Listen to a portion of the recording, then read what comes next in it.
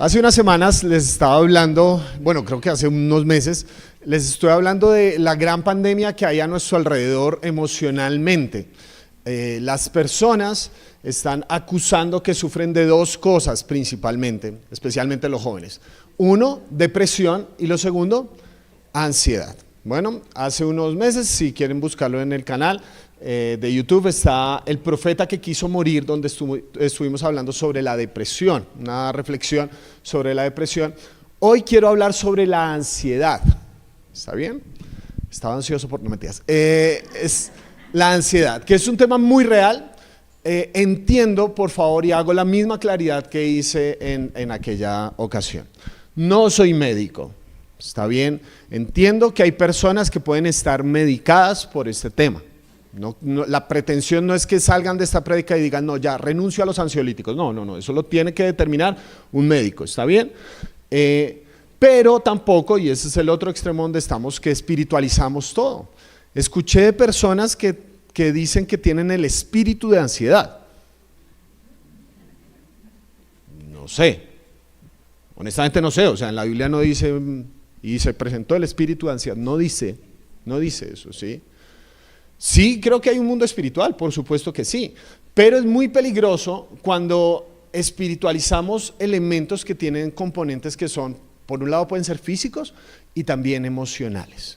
Entonces, en esa área emocional es donde yo pretendo dirigirme desde el punto de vista teológico. El texto que les voy a hablar en el día de hoy es un texto que seguramente ustedes han escuchado, yo mismo he enseñado aquí, pero me di cuenta que hay elementos que tienen mucho que ver con la ansiedad. Por eso comienzo con una pregunta que es fundamental. Y la pregunta es esta: ¿buscas a Dios por Dios o por lo que da Dios? Todos aquí sabemos que la respuesta cristiana es: yo busco a Dios por Dios. Pero en la honestidad de nuestro corazón es que muchas veces no vemos a Dios como un fin, sino como un instrumento para llegar a lo que nosotros queremos. Y con esto de las enfermedades emocionales suele ocurrir mucho, porque hay gente que dice, pero si yo estoy buscando a Dios, ¿por qué Él no me quita la ansiedad? ¿Qué estás diciendo ahí? Que Dios es un medio para un fin.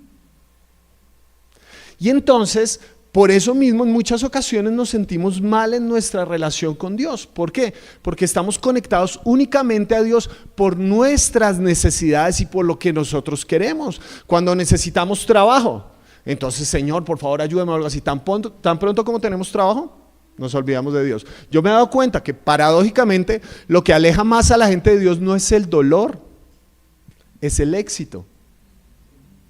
Porque cuando tenemos dolor, cuando tenemos sufrimiento, ahí estamos pegados, aunque sea por esa necesidad. Pero cuando nos va bien, muy fácilmente nos olvidamos del Señor. Entonces es muy fácil instrumentalizar a Dios.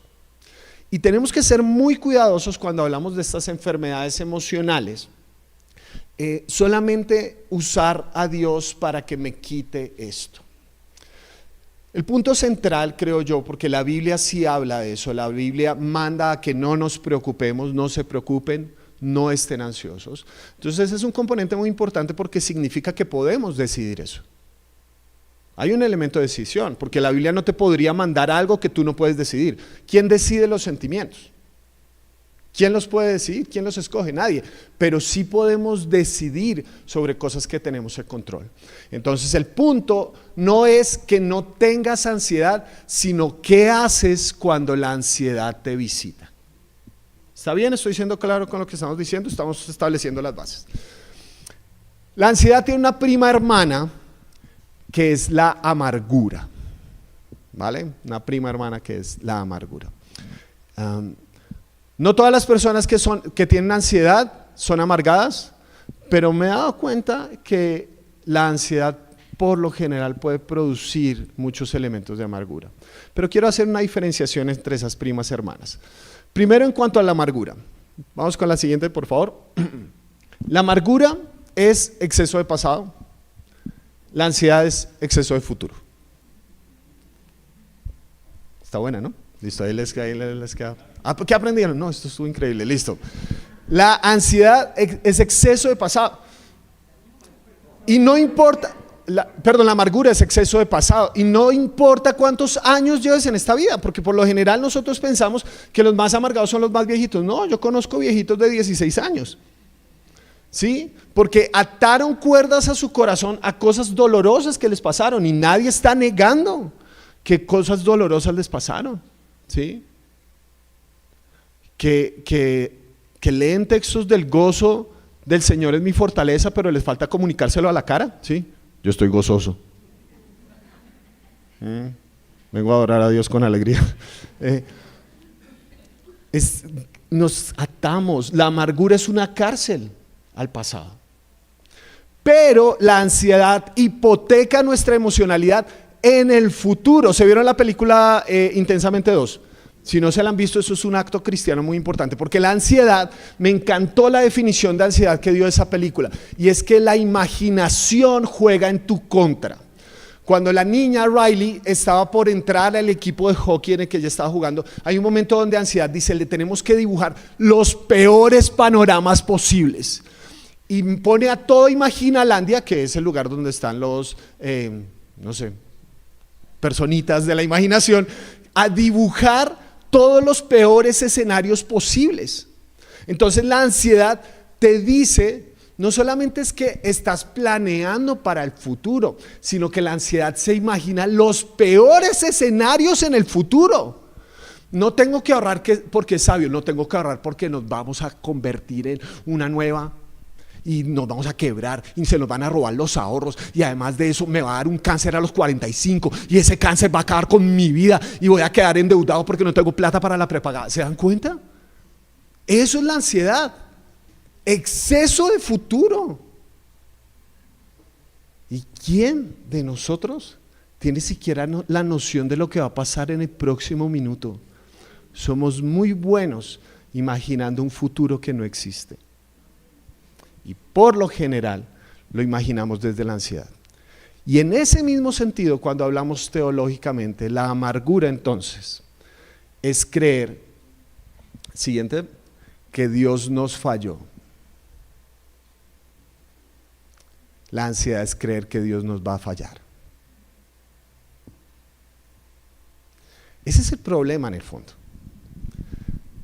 Que creemos, cuando nos atamos a la amargura, dijimos, Dios, te equivocaste con esto. ¿Cómo permitiste esto? Esa es la pregunta del amargado. ¿Cómo permitió un Dios bueno esto? Dios me falló. Pero el ansioso piensa que Dios lo va a fallar, le va a fallar. Dios no va a estar, le va a quedar grande a Dios mi vida, esta vez sí. Esta vez sí. Y ahí estamos, espero yo, en una de las definiciones del tema de la ansiedad. ¿Qué nos dice el Señor Jesús respecto a cómo podemos manejar esta realidad? Porque espero que hasta el momento ustedes no se sientan como culpables o señalados o algo así por el estilo. Simplemente les estoy dando perspectivas de lo que veo que es la ansiedad. Pero de ninguna manera es como, ¿qué clase de cristiano es usted que sufre ansiedad? No, nadie está poniendo en duda la cristiandad de nadie aquí. Lo que estamos tratando de ver es cómo trabajamos con la ansiedad. Y Jesús habló sobre este concepto en uno de los textos que yo estoy seguro que todos en algún momento de la vida hemos pasado. ¿Está bien? Donde Jesús habla de que primero busquen el reino de Dios y su justicia y todos los demás les será añadido. Pero a veces cogemos los versículos por fuera del contexto. Entonces vamos a mirar toda esa porción de lo que estaba hablando Jesús para mirar cómo eso se conecta con cómo podemos enfrentar la ansiedad en nuestra vida. Entonces eso está en Mateo capítulo 6. El versículo 24 comienza diciendo lo siguiente: nadie, ¿y saben qué significa nadie en el griego original? Nadie, exacto, nadie. Nadie puede servir a dos señores, porque a veces pensamos, no, yo sí. No, nadie es nadie.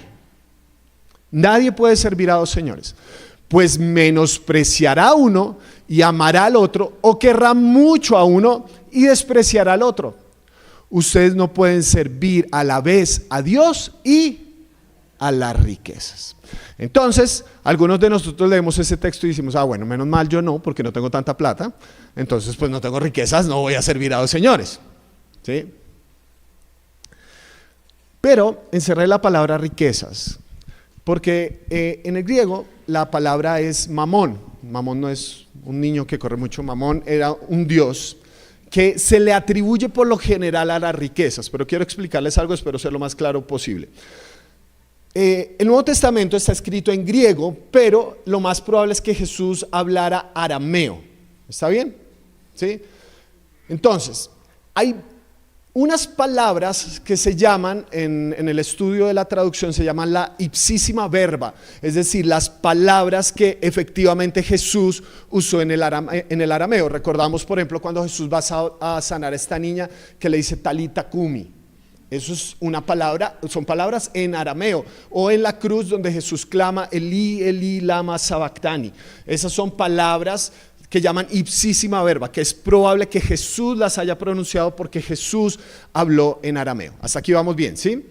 Entonces, mamón es una palabra que algunos estudiosos, cada vez más estudiosos, dicen que es probable que sea una ipsísima verba de Jesús. Eso quiere decir que es una palabra que, aunque encontramos en griego, en el Nuevo Testamento, probablemente fue dicha en arameo. ¿Está bien?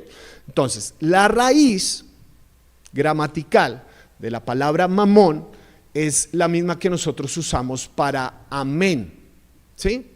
Como decimos amén. ¿Qué queremos decir cuando decimos amén?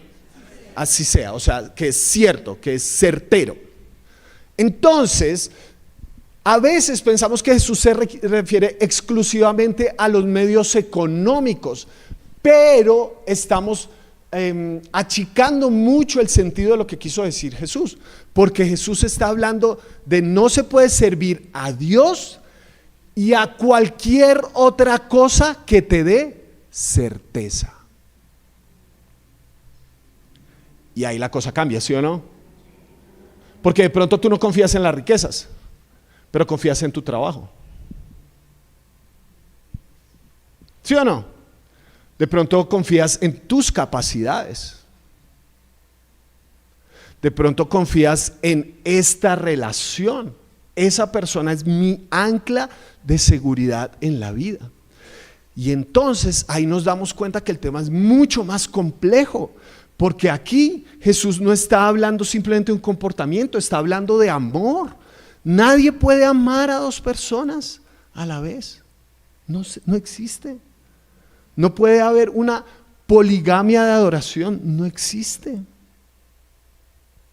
Porque ineludiblemente, cuando tu corazón está dividido, estás menospreciando a uno de los dos lados. Ineludiblemente. Imagínense que yo le llevara flores a mi esposa, chocolates, light, la llevara a su restaurante favorito, le pagara un día de spa, porque hago eso todas las semanas. No sé por qué se ríen de eso. Le escribo una carta y al siguiente día le digo, amor, voy a hacer lo mismo por la otra, pero tú eres la más importante. ¿Tiene sentido? Exactamente. Pero decimos que Dios sea lo primero. Dios no debería ser lo primero en tu vida, debería ser lo único. Porque el amor no se trata de prioridad, se trata de exclusividad. Entonces, eso nos conecta con qué es la ansiedad, bíblicamente hablando. La ansiedad sucede cuando no tenemos una adoración disipada. Adoramos muchas cosas al mismo tiempo. Y cuando adoramos muchas cosas al mismo tiempo, ¿sabe qué sucede? Que podemos utilizar a Dios para tener aquello que de verdad adoramos.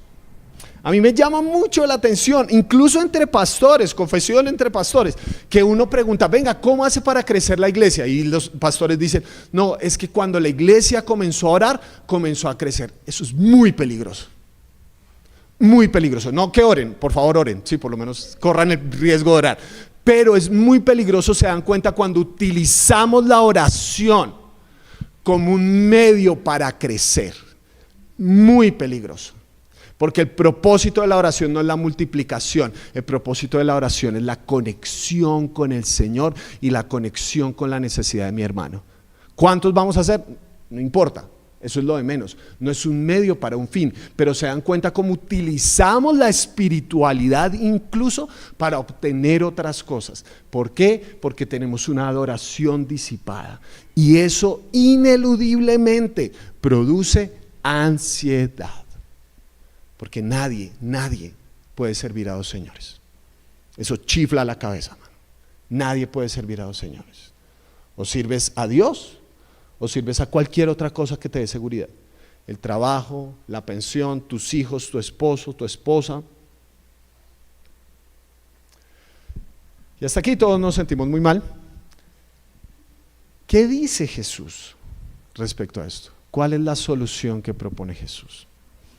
Y ahí viene ese famoso texto.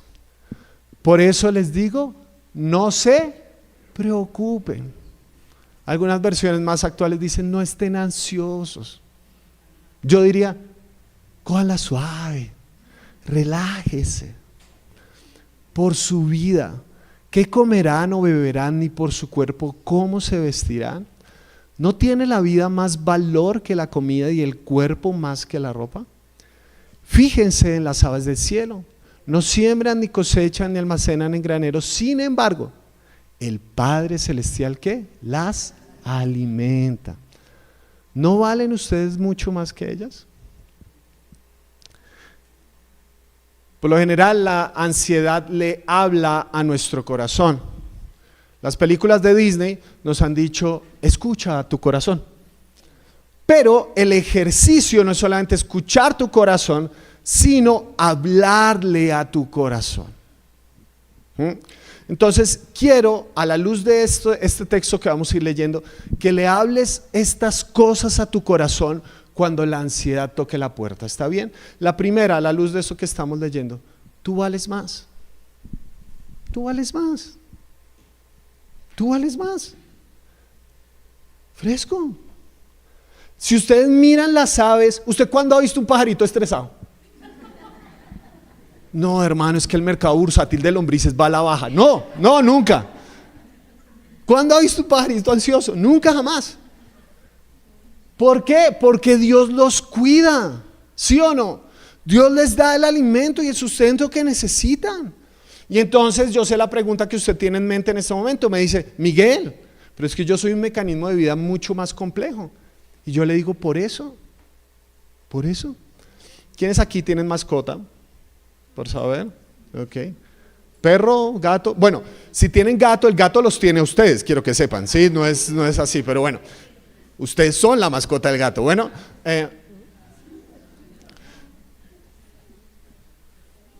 yo tuve una mascotica, se llamaba Luna, murió el 14 de febrero del año 2017. La amaba con mi corazón, una Golden Retriever hermosa, preciosa.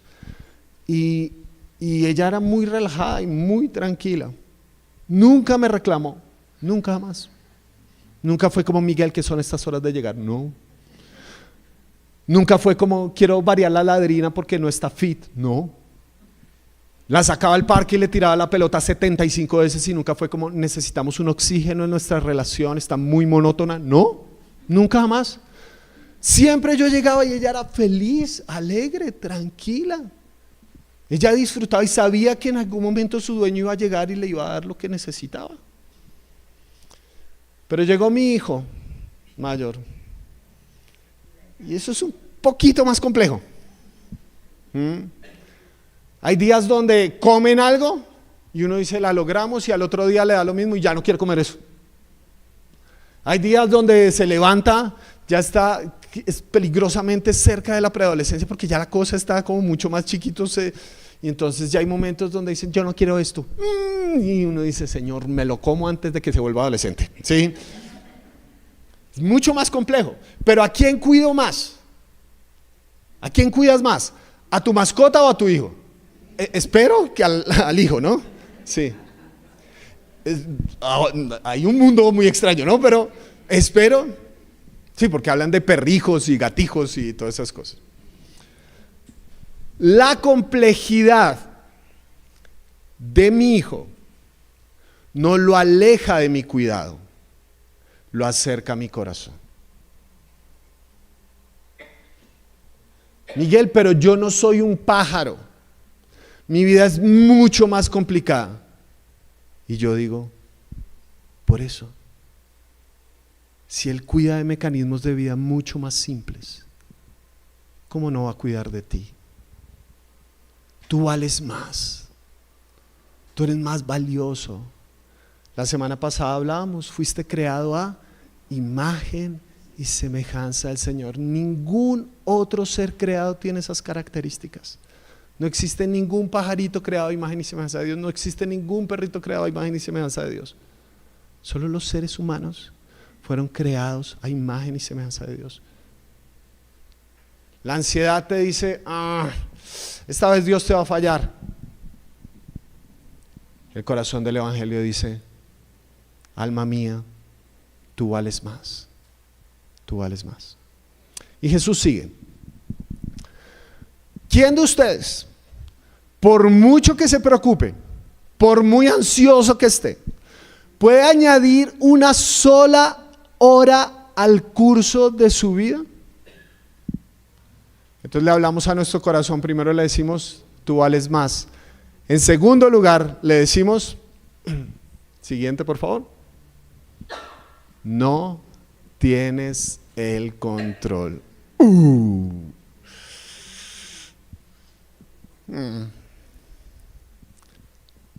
Otras versiones dicen, ¿quién de ustedes, por mucho que se preocupe, puede añadir 1 centímetro a su estatura? Y algunos me miran como diciendo, sí, claro. Entonces, ¿quién, por mucho preocuparse, tiene el poder sobre su vida? Todos nosotros funcionamos en piloto automático. He predicado por los anteriores, 15, 20 minutos. ¿Cuántas veces ha latido tu corazón? ¿De cuántas fuiste consciente? ¿Cuántos pensamientos, cuántas conexiones neuronales hizo tu cerebro de las que fuiste conscientes? No, nadie está como, late corazón, respiro, pienso. Nada. No, nadie está así. No tienes el control. ¿Quién tiene la capacidad de por solo querer algo, obtenerlo? No se puede. ¿Y qué descanso cuando soltamos el control? ¿Sí o no? Porque ese es el problema de la persona ansiosa. Tiene la ilusión de control. Tiene la ilusión que si asegura todas esas cosas, se va a asegurar la vida. Pero ¿quién, por favor, por más de que se esfuerce y se preocupe, puede añadir aunque sea 1 hora al curso de su vida? ¿Quién puede hacer eso? Ninguno de nosotros tiene esa capacidad. Algunos de nosotros vivimos con la idea que algún día nos vamos a hacer independientes. Y eso no es verdad. La independencia no existe. Todos somos dependientes de algo, ¿sí o no? Todos. La pregunta no es cuándo vas a ser independiente, sino cuándo te vas a sentir cómodo en la dependencia. Así es simple como eso. Yo dependo de muchas cosas, pero por encima de todo, dependemos de el Señor. No tiene ese control. Relájese, tranquilo. Hay un montón de cosas que no puedes controlar. Una cosa que me ponía muy ansioso a mí era predicar. Me encanta predicar, ¿sí? Yo hablo más que un perdido recién encontrado, de eso, lo que sea, hablo, ¿me entienden? Pero una cosa que yo me di cuenta que esta labor que el Señor me ha dado me producía mucho estrés, era la falta de control, porque hay ruidos externos, ¿sí? He predicado en lugares donde el sonido es horrible, ¿me entienden? Ni yo sé qué estoy diciendo. Lugares donde todo sale al revés, ¿sí me entienden? Que uno dice, esta ilustración va a ser increíble, y cuando sale, increíblemente mala, ¿me entienden? Momentos donde digo, uy, esto que tengo que decir, sorprendente. En este momento la gente probablemente va a estar con una cara compungida y va a estar reflexionando sobre lo que yo estoy diciendo, y lo digo y la gente está. O pienso, uy, esto va a ser súper chistoso, y lo digo y todo el mundo. Entonces eso me generaba mucho estrés, mucha ansiedad. Es más, una de las cosas que yo no puedo medir son los ruidos internos que ustedes tienen. En este momento yo no sé ustedes qué están pensando. Pueden estar pensando como, ¿cuándo va a acabar este man? Espero que no. Pueden estar pensando como, dejé la olla prendida en la casa. Si alguien dejó la olla prendida ya, de malas, ¿listo? Pueden estar pensando en la tarea que tienen que entregar mañana, en el trabajo que tienen que entregar esta semana. O no estaban pensando y ahora lo están pensando y están estresados por eso. Qué regalo de Dios cuando me di cuenta que mi labor simplemente era ser fiel en lo que tengo que hacer. De lo demás no tengo el control. Recuerda suscribirte para no perderte ningún video. Ahora vamos con el cierre del mensaje. Mi trabajo en última instancia es sumamente sencillo, porque yo me entiendo como un sembrador que sale a sembrar y tira semillitas. Y algunas caen en terreno fértil, otras en terreno duro. O sea, si no germina es culpa del terreno. Bueno, listo, ya verán ustedes. O sea, no es culpa mía, yo solo estoy tirando ahí semillitas. Bueno, no tengo el control sobre eso. Yo no tengo control. Y cuando sueltas esa capacidad de control o esa incapacidad de control, estás más tranquilo. Alma mía, vales más. Alma mía, no tienes el control. Y Jesús sigue. ¿Y por qué se preocupan por la ropa? Ay, Dios le está hablando a algunos. Bueno, observen cómo crecen los lirios del campo. No trabajan ni hilan. Sin embargo, les digo que ni siquiera Salomón, con todo su esplendor, se vestía como uno de ellos.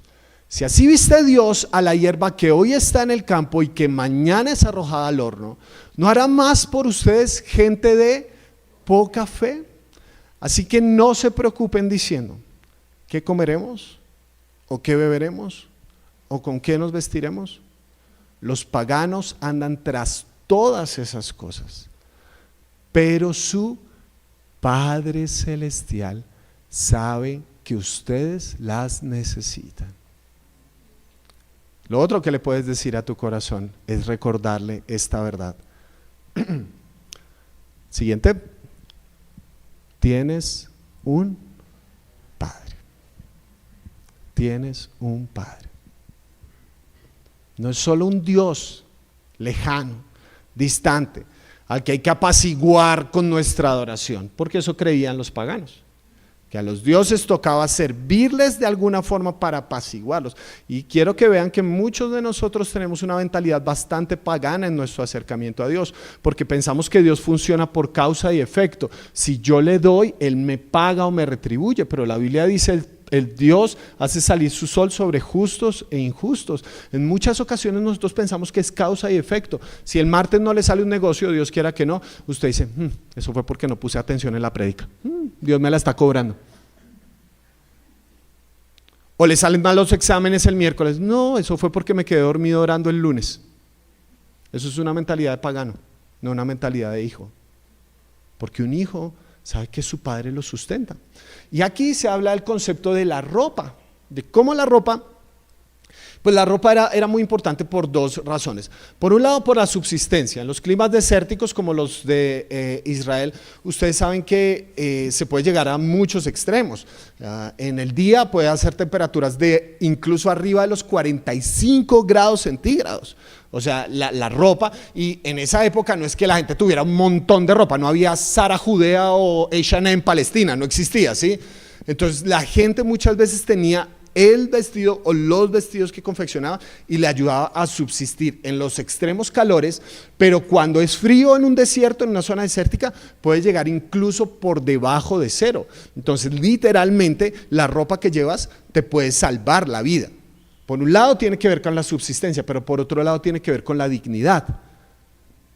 Dice ahí que ni Salomón, con todo su esplendor, con toda su dignidad. Ustedes recuerdan qué hacían ellos cuando tenían un lamento. Ellos se rasgaban las vestiduras, ¿verdad? Porque una de las cosas que más nos genera ansiedad, si pensamos por ejemplo en la economía, es no quedar en vergüenza, ¿verdad? Eso nos pone muy ansiosos. Yo creo que la promesa del Padre es: no van a quedar en vergüenza, no van a quedar en vergüenza. ¿Usted cuándo ha visto un lirio comparándose, por ejemplo? Ay, ¿vieron a esos girasoles todos? No, un lirio es feliz siendo lirio, y Dios lo vistió. Y Jesús dice, ¿no hará Dios más con ustedes, gente de poca fe? Me llama mucho la atención ese término cuantitativo. Quiero ilustrarlo, en algún momento ya he utilizado esta imagen aquí. Me llama la atención esto porque es una idea que a mí me costaba entender. ¿Cómo así que gente de poca fe? Porque Jesús en varios momentos se lo dice a sus discípulos, gente de poca fe, perdón. Tenía sed. Entonces, si pensamos que la ansiedad es adoración disipada, que ponemos nuestra atención en varias cosas, les quiero preguntar, supongamos que estos vasos ilustran las cosas que restan nuestra fe o en las que ponemos nuestra atención, aquellas cosas que nos quitan fe, ¿sí? Porque todos tenemos cosas que nos quitan fe. ¿Estamos de acuerdo con eso? ¿O soy el único pecador aquí? No, bueno, listo. ¿Qué cosas te hacen luchar con la fe? ¿Qué cosas como que, eso me drena realmente? Ay, no, pues tan santos, pues, no, increíble. ¿Qué tal? ¿La salud? La salud, le empieza a doler a uno el brazo izquierdo con cierta frecuencia. Y uno no sabe las EPS cuándo van a quebrar. Y las ayuda.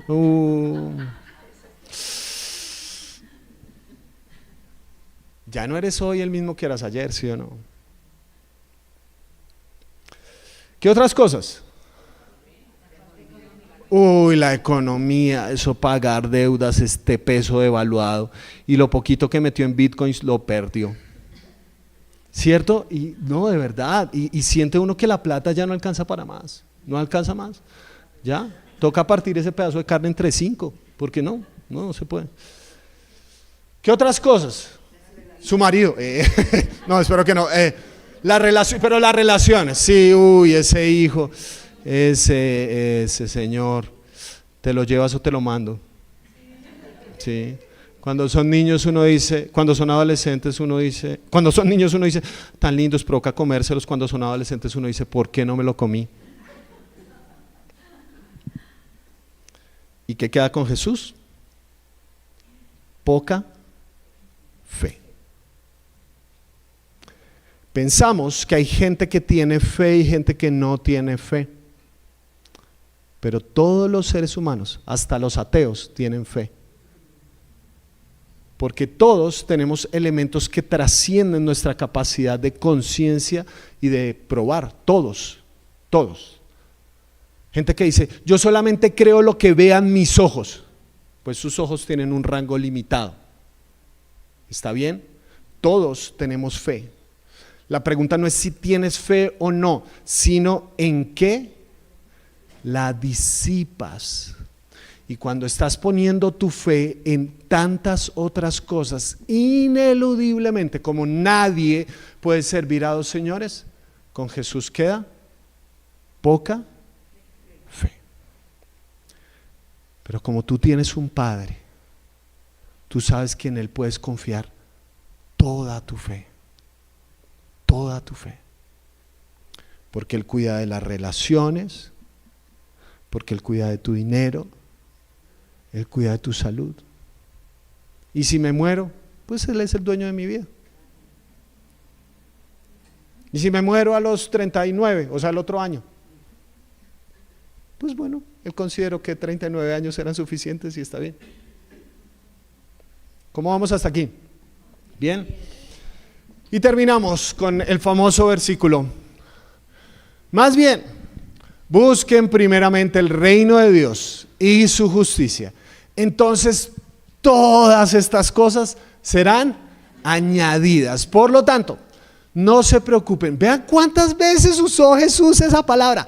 No se preocupen, no se preocupen, no se preocupen por el mañana, el cual tendrá sus propios afanes. Cada día tiene ya sus problemas. ¿Sí o no? ¿Para qué le mete más problemas si ya está problemado? Busquen primero el reino y su justicia. Ya le decimos a nuestra alma, alma mía, vales más. Alma mía, no tienes el control. Alma mía, tienes un Padre.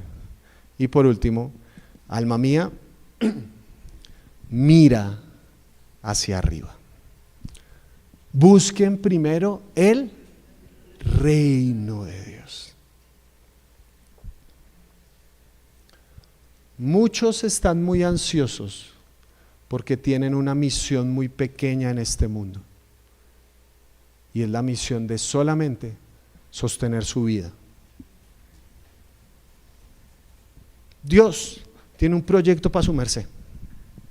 Y el proyecto es cambiar este mundo, transformarlo. El proyecto es decir que su voluntad se haga en esta tierra como se hace en el cielo. Jesús dijo, el reino de los cielos se ha acercado, está aquí entre ustedes. Dios se mudó al vecindario. Dios está aquí entre nosotros. Y eso puede cambiar la historia. Donde hay injusticia, Dios quiere que haya justicia. Donde hay amargura, Dios quiere que haya restauración. Donde hay muerte, Dios quiere que haya resurrección. Ese es el proyecto. El proyecto de transformar este mundo para que las cosas sean como Dios las planeó desde el principio.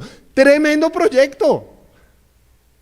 Pero a veces estamos tan enfocados en nuestro pequeño proyecto que nos volvemos ansiosos, absolutamente ansiosos.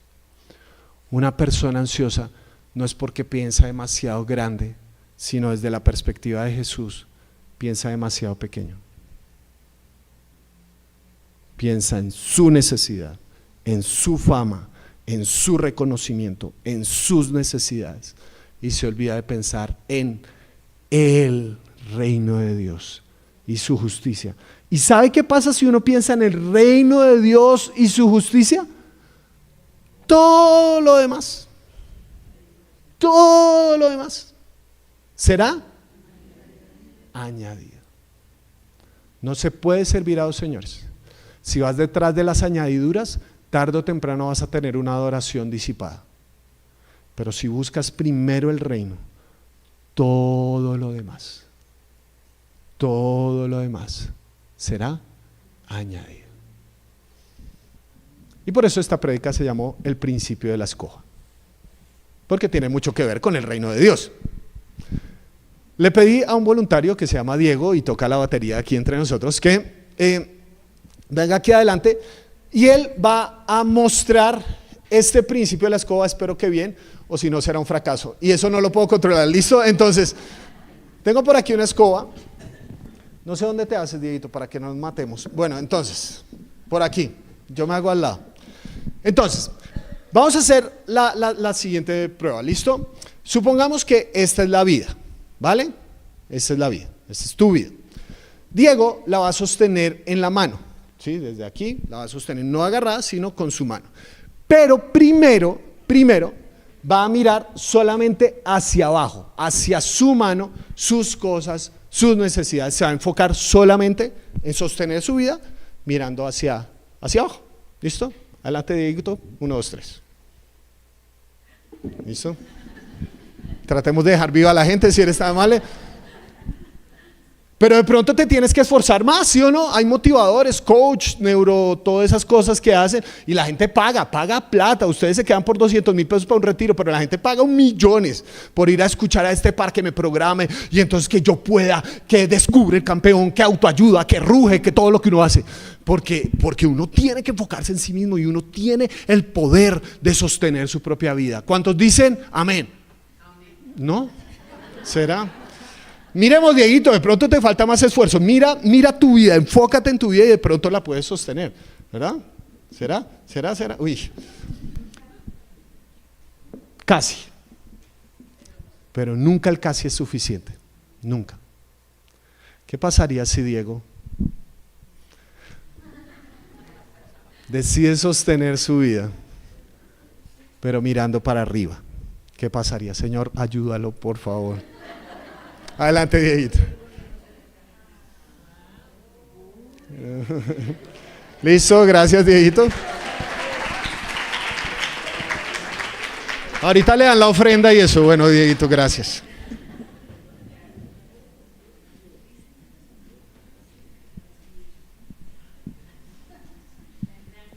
¿La cogieron? Mira hacia arriba. ¿Cómo sostengo la vida? Mire para arriba. Busquen primero ese reino. Búsquenlo. Y todo lo demás les va a ser añadido.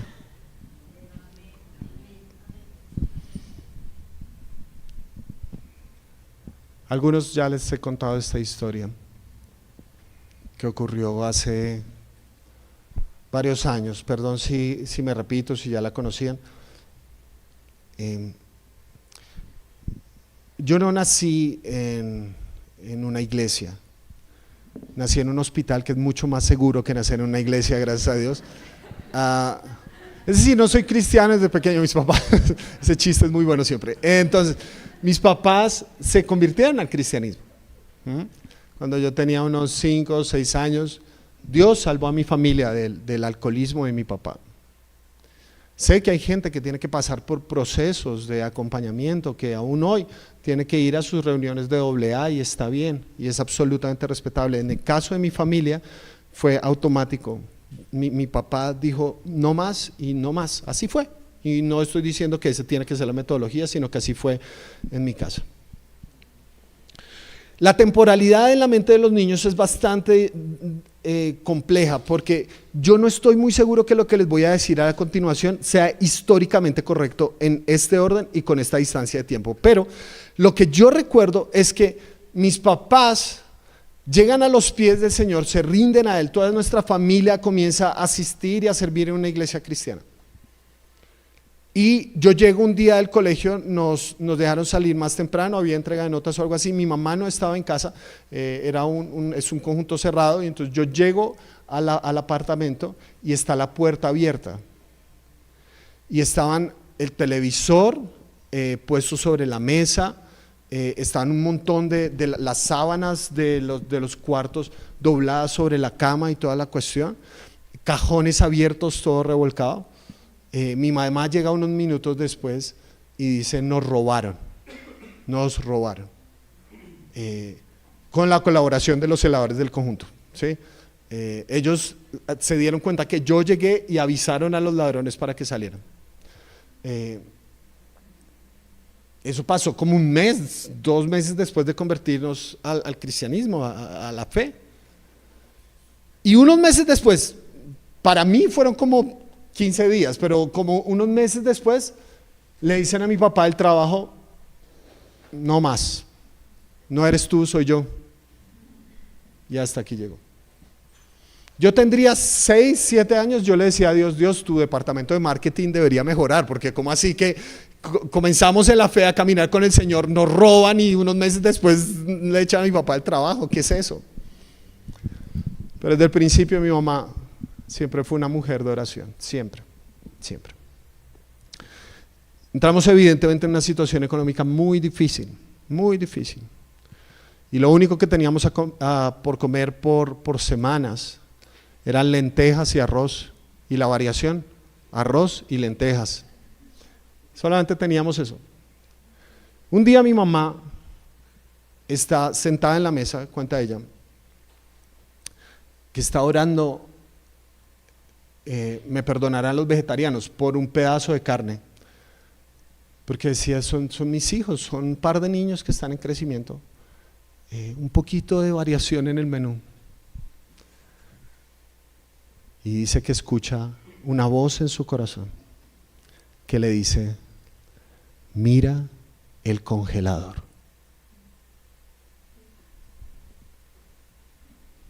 Y ella se para, abre el congelador y no ve nada. Lo cierra con rabia, se devuelve a la mesa a estar orando: pero Dios, ¿por qué juegas con mi corazón una segunda vez? Mira el congelador. Y ella, como más rápido, abre y ¿saben qué? Nada. Ya frustrada, obviamente, porque ella estaba pensando que estaba delirando, que se estaba volviendo loca, ¿sí?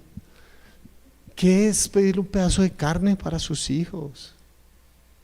No es mucho, nadie está pidiendo la paz mundial o nadie está pidiendo eso.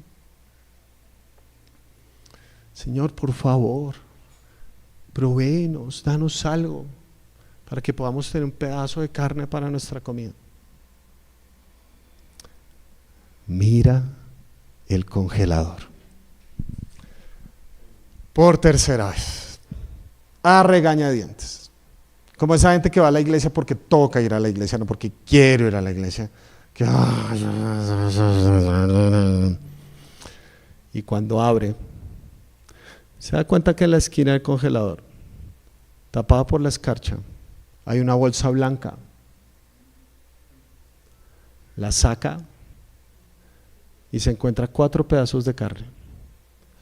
Mi papá, mi mamá, mi hermana y yo.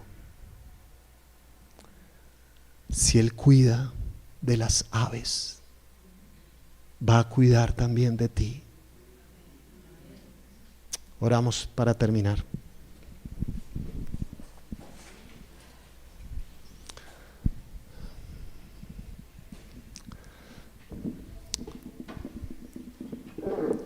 Señor, todos aquí luchamos con la ansiedad, en mayor o menor medida y por distintas circunstancias. Es muy fácil pensar que mi ansiedad sí es importante, no como la del otro, o sentirme mal porque estoy ansioso por cosas demasiado simples. Me parece muy bonito, Señor, que tú dijiste a todos nosotros: no se preocupen, no se preocupen. A todos los que tenemos nuestro corazón dividido y lo tenemos que aceptar, que tenemos la certeza en nuestros hijos, que tenemos la certeza en nuestro puesto, en nuestros talentos, en nuestro dinero, en nuestra posición. Señor, hoy nos damos cuenta que nadie puede servir a dos señores, nadie. Y lo que ha llevado esa adoración disipada es a que estemos atados a la ansiedad. Sálvanos, Señor, te lo pido, de la ansiedad. Ya no queremos escuchar más nuestro corazón, sino queremos hablarle a nuestro corazón, recordarle estas verdades del Evangelio. Alma mía, tú vales más. Alma mía, no tienes el control. Alma mía, tienes un Padre. Alma mía, mira hacia arriba. Señor, hoy que celebramos la mesa y nos acercamos al Señor que nos proveyó todo lo que necesitamos, te agradecemos porque podemos también traer nuestra ansiedad, también traer nuestra preocupación y encontrar esa verdad. Si tú cuidas de las aves, vas a cuidar también de nosotros. Oramos y disponemos nuestro corazón para este momento en el nombre de Jesús. Amén.